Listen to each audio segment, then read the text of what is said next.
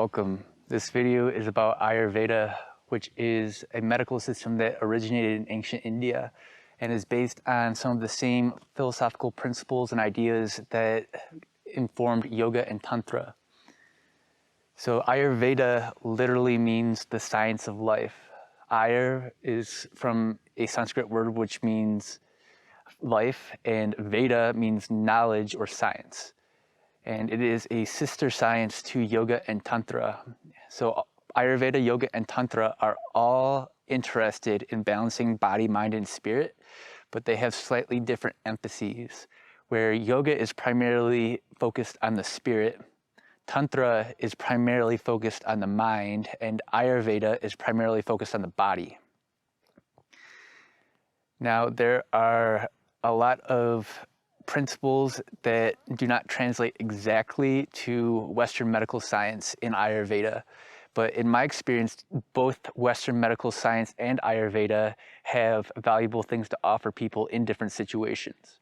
Where Western medical science is really good at certain things that are very effective for treating for treating acute illnesses where there's some kind of life-threatening situation, but oftentimes those treatments are very aggressive, which is why they're so effective. So it tends to rely on things like surgery, chemical drugs, chemotherapy for cancer and things like that, which have been very effective. But then for chronic illnesses, there are often not very effective treatments in the Western medical system, where if somebody has chronic pain, for example, taking an opiate every day is not an effective or healthy way of managing pain over a long period of time.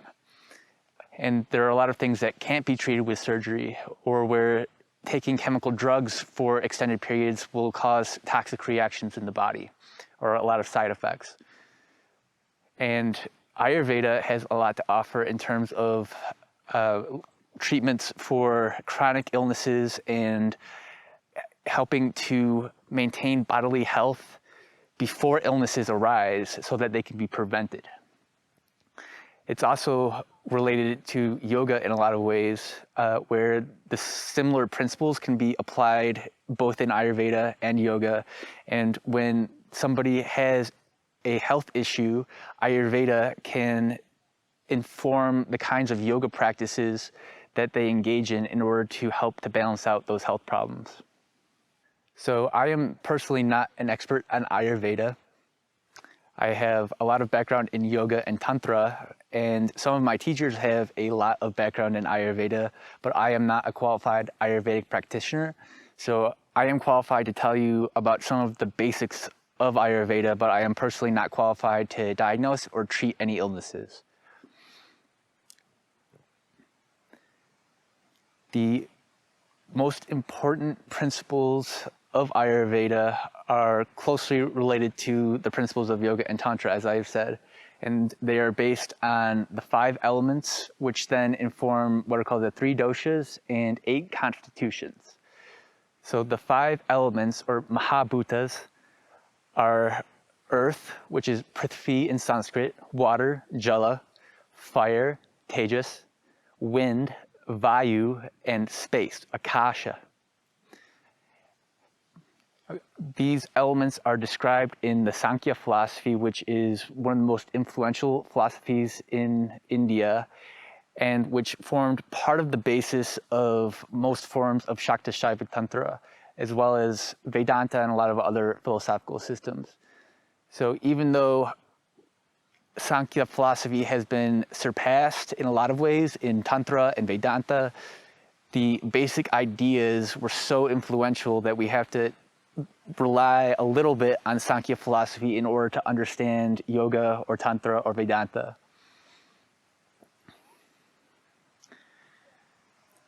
In the body, the 5 elements interact in different ways, and the primary ways in which they interact are classified in Ayurveda according to the 3 doshas, which are combinations of the elements.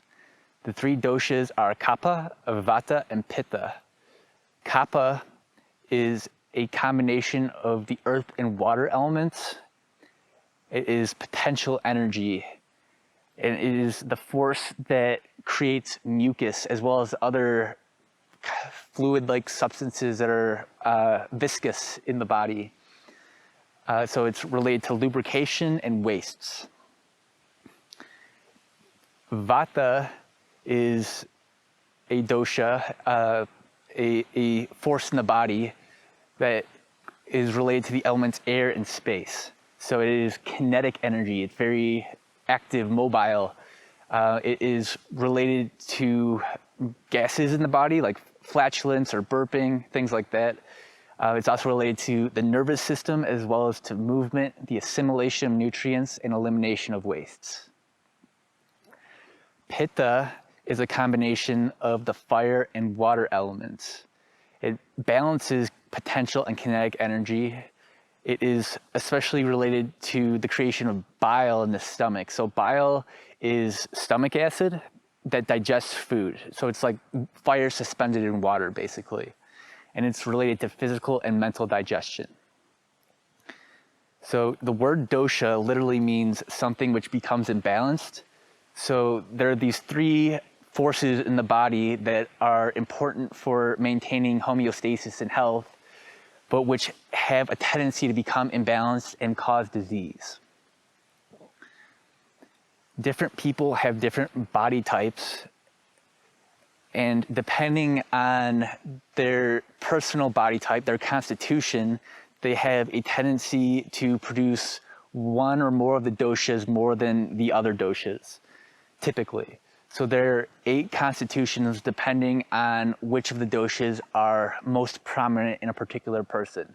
So those are Vata, Pitta, Kapha, Vata Pitta, Vata Kapha, Pitta Kapha, Vata Pitta Kapha, and balanced. So Vata Pitta Kapha is where somebody has all 3 doshas that get imbalanced pretty regularly, and balanced is somebody who has a tendency to be in balance no matter what. And those are the most rare constitutions, where most people are combinations of 1 or 2 of them.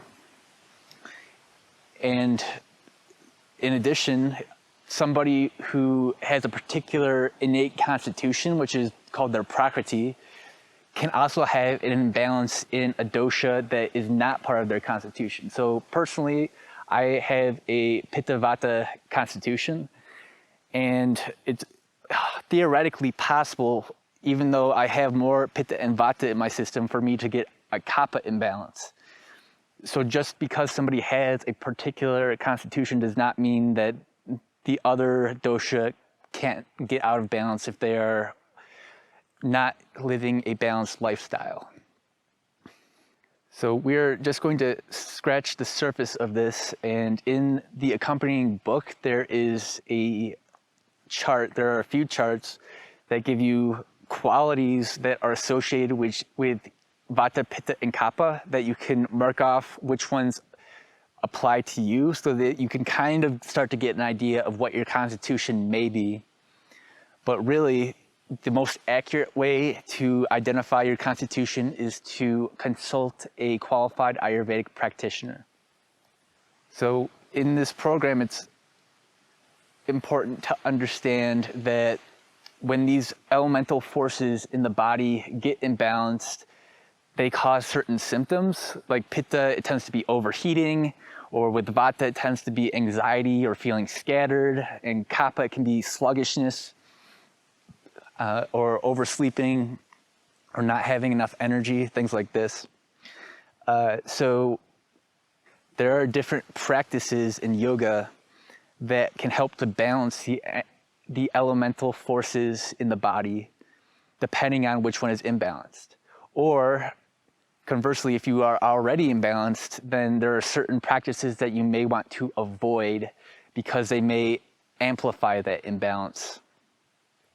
So just for example, in asana, people with Kapha constitution or who have a Kapha imbalance should emphasize vinyasa, which is flowing movements, with connecting movements with the breath. So it's a very dynamic form of yoga. that generates a lot of heat and energy that helps to burn off some of the excess waste and inertia of kapha. So they should also emphasize standing poses, back bends, twists, and they should moderate or limit forward folds or seated postures because those can amplify a kapha imbalance.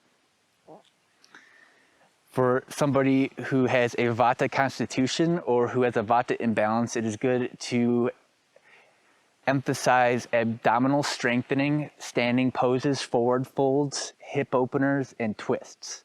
And it is good to moderate overexertion and back bends with vata because those can both aggravate vata. And somebody with a pitta constitution or a pitta imbalance should emphasize forward folds, twists, and inversions, and moderate overexertion and back bends again. So overexertion, working yourself too hard in asana, and doing too many back bends can be overstimulating for both the vata and pitta.